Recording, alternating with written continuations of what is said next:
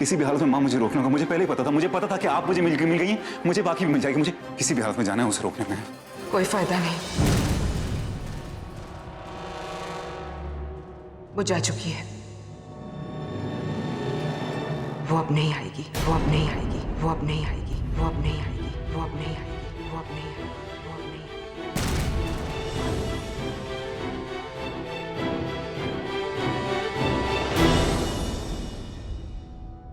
मुझे लगा था इतने सालों के बाद मेरा बेटा मुझे मिलने आया, लेकिन ये नहीं पता था कि तुम्हारे रूप में तुम्हारे बाबा आए। तुम मुझे क्यों ढूंढ रहे थे अंशुमन? माफी मांगने के लिए? किस बात की माफी? जो गलती तुमने की ही नहीं उस बात की माफी? जो गलती तुम्हारे बाबा ने 20 साल पहले की उस बात की माफी?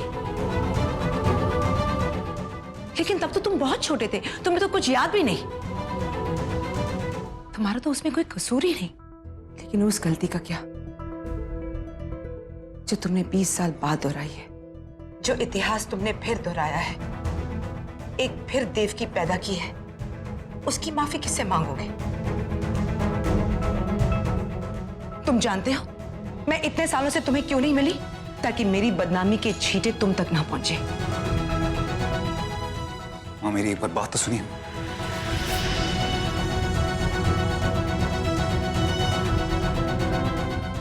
मेरा त्याग, मेरी तपस्या, मेरा प्यार, सब बेईमानी कर दी तुमने। साबित कर दिया तुमने कि तुम अपनी माँ के नहीं, अपने बाबा के बेटे हो। माँ मैं जानता हूँ मैं पाकी का गुनहगार हूँ, मैंने उसके साथ बहुत बुरा किया। मैं उससे माफी मांगना चाहता हूँ, चाहे कुछ भी हो जाए। इस वक्त मेरी जिंदगी में सिर्फ एक मकसद है, वो पाकी से माफी मांगना, और कुछ नहीं। चोट आत्मा पे लगी है, माफी नहीं मिलेगी। और अगर प्रायश्चित सच्चा हो तो उसे जाने दो अंशुमन। पाकी अपनी जिंदगी में आगे बढ़ गई है अंशुमन, अब उसे पीछे खींचने की कोशिश मत करो। मैंने रोज अपनी आंखों के सामने एक देवकी को तिल तिल मरते देखा है। बड़ी मुश्किल से वो अपना पास्ट भूली है। उसकी मुश्किलें और मत बढ़ाओ। माँ मैं एक मिनट।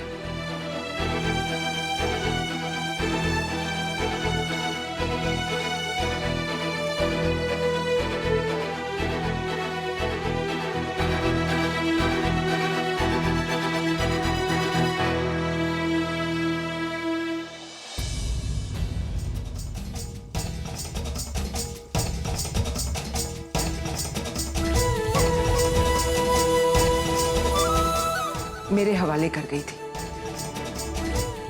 कहा था इसका ख्याल रखने के लिए।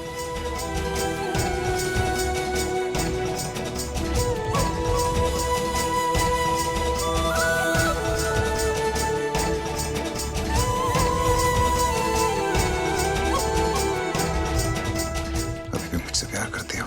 हाँ अंशुमन, वो बदनसीब अब भी तुमसे प्यार करती है, लेकिन अब वो तुम्हें अपना दिल नहीं तोड़ने देगी।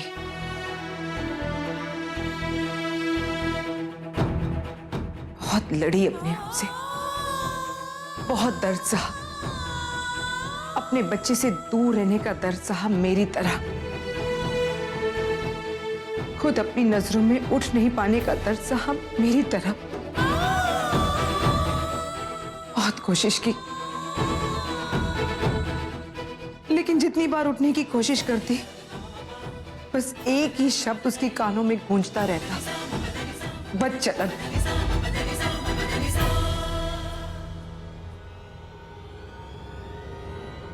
सोने नहीं देता, चैन से रहने नहीं देता, खुद पर से विश्वास उठ गया है। लोगों की घूरती निगाहें बस एक ही शब्द लेती है, बदचलन। मैंने सहा है अंशुमन, वो बच्ची ने सहा है। सब कुछ भूल गई, लेकिन वो एक शब्द नहीं भूल पाई, एक शब्द नहीं भूल पाई, बदचलन। क्यों किया तुमने ऐसा अंशुमन? तुमने ऐसा क्यों किया?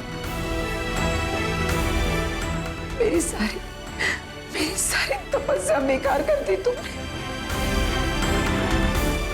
मेरी सारी तपस्या बेकार कर दी तुमने।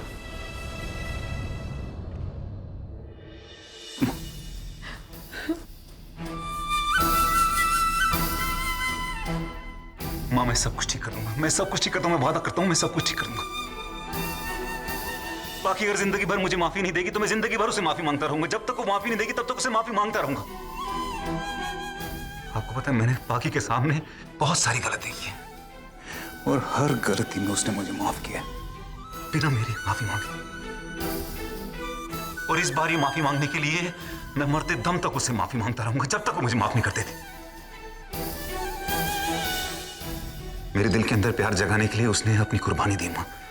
मैं इस कुर्बानी को ऐसे जाहिर नहीं होने दूंगा। मुझसे बहुत बड़ी गलती हुई मां, मुझे माफ कर देना प्लीज।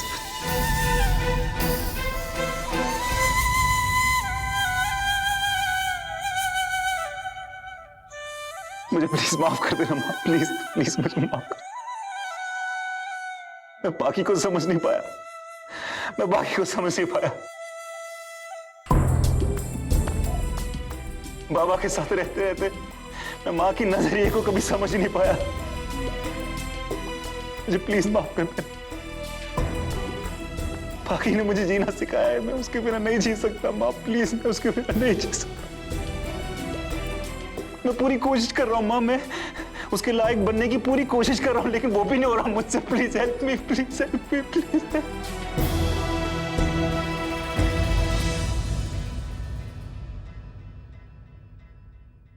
ठीक है, अगर यही बात है तो तुम्हें अपने आप को साबित करना होगा। बाकी को ये यकीन दिलाना होगा कि तुम्हारा प्रायश्चित सच्चा है।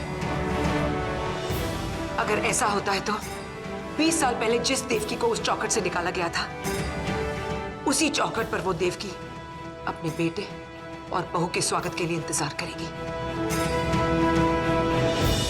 बरसों पुरानी रीत बदलेगी। इस बार बाकी अग्नि परीक्षा नहीं देगी।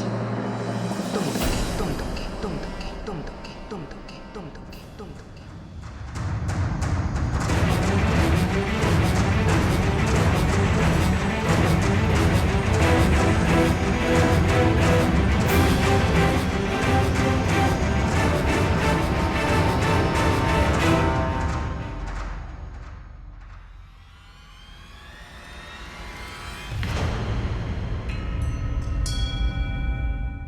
हर औरत ये सिंदूर अपनी मांग में लगाकर अपने आप को सौभाग्यशाली समझती है। मेरे इस नाम के सिंदूर को बाकी अगर अपनी मांग में लगाए तो ये मेरा सौभाग्य होगा। लेकिन इस सिंदूर का सौभाग्य तब होगा जब इसे बाकी अपनी मांग में लगाएगी।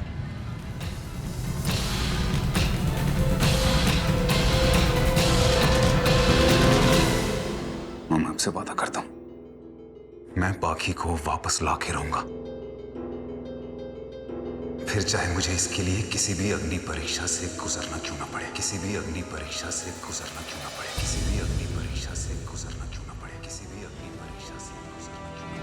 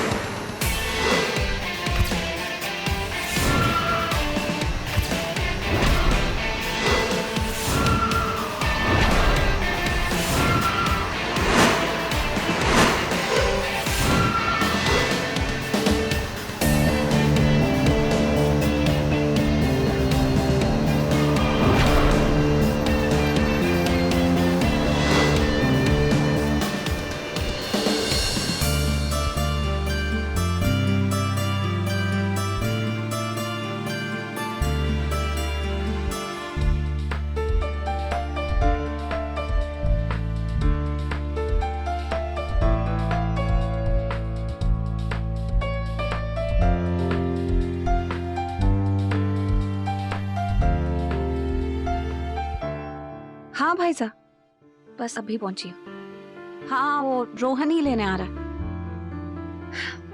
नहीं भाई साहब, जब फैसला कर ही लिया है तो इसमें सोचने की क्या बात है। चलिए आप अपना ख्याल रखिए, मैं देखती हूँ ये रोहन कहाँ रह गया।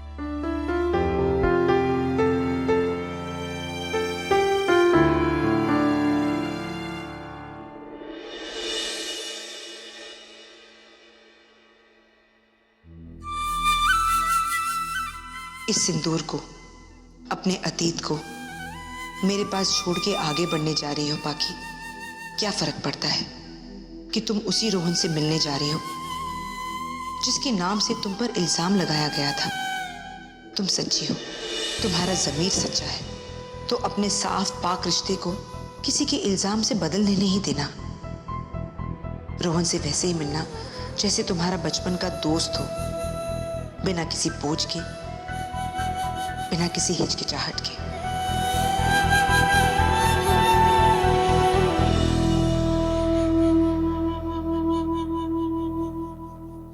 ये रोहन कहाँ रह गया?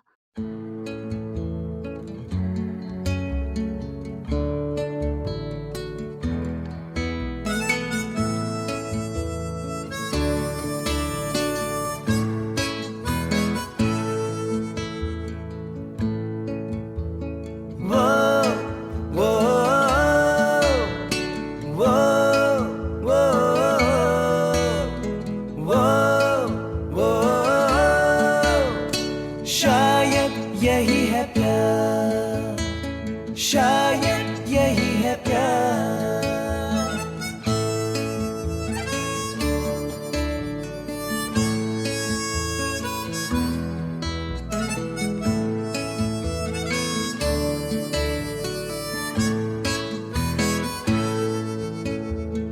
कह दे मुझसे दिल में क्या है, ऐसा भी क्या गुरु, तुझको भी तो हो रहा है थोड़ा असर जरूर।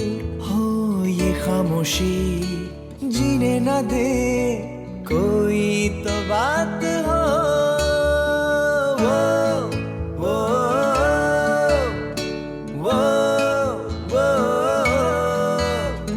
वो वो शायद यही है प्यार। बातें कुछ अनकही सी, कुछ अनसुनी सी होने लगी, काबू दिल पे रहाना हस्ती हमारी खोने लगी। वो शायद यही है प्यार। हम जीते हैं एक बार, मरते हैं एक बार, प्यार भी एक ही बार करते हैं, है ना पाखी?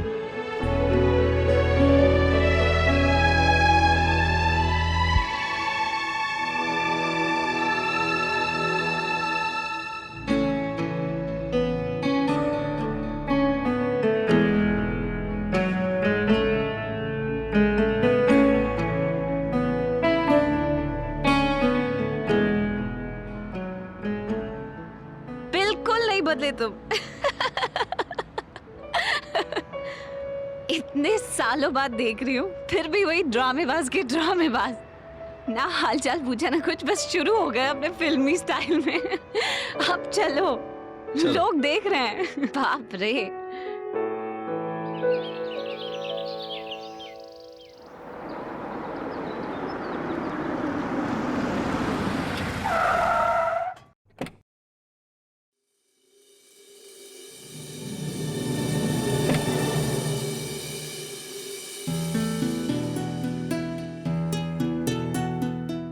आइए सासू माँ, आपका घर आ गया।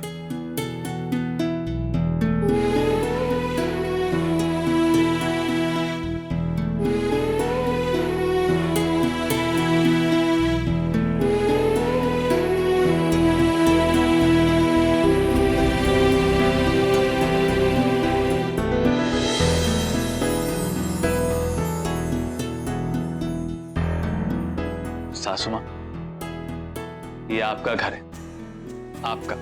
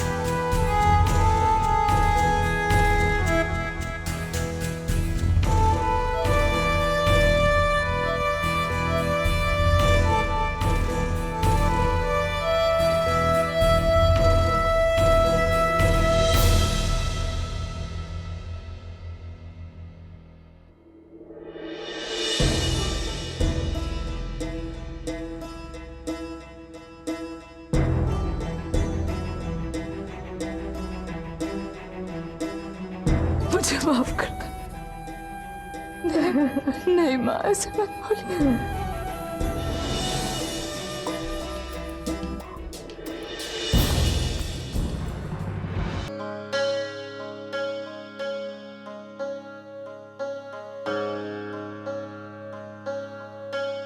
वेलकम दादी।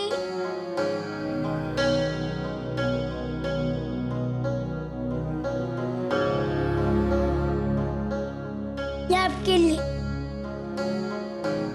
ओह माय गॉड, आप मेरी दादी हैं? लेकिन आपने तो कहा था कि आपकी मैरिज ही नहीं हुई। अनुजा आंटी,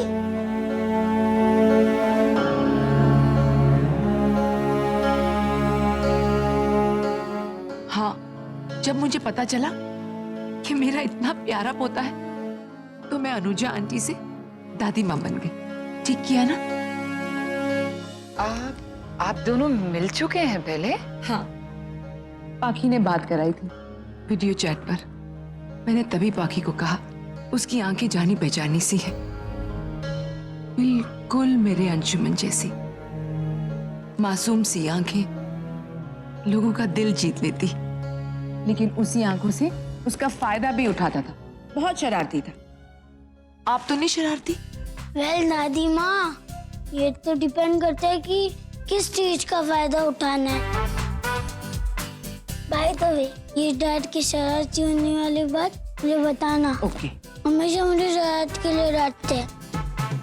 मैं भी तो डैड को बोल सकता हूँ कि आप ही का तो बेटा हूँ। हाँ हाँ बिल्कुल, तुम उन्हीं के बेटे हो, ड्रामेबाज, है ना? मुझे लगा सिंगापुर चले गए हो, अब थोड़ा सुधर गए होगे, लेकिन बिल्कुल नहीं।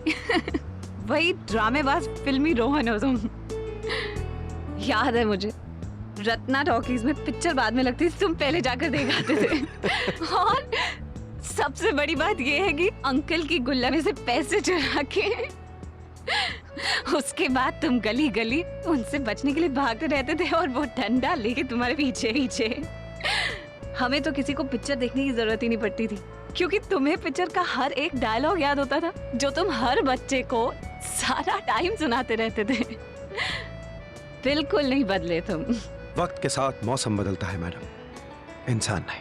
हम तो आपके लिए कल भी ऐसे ही थे, आज भी ऐसे ही हैं। लेकिन तुम बदल गई हो पाखी।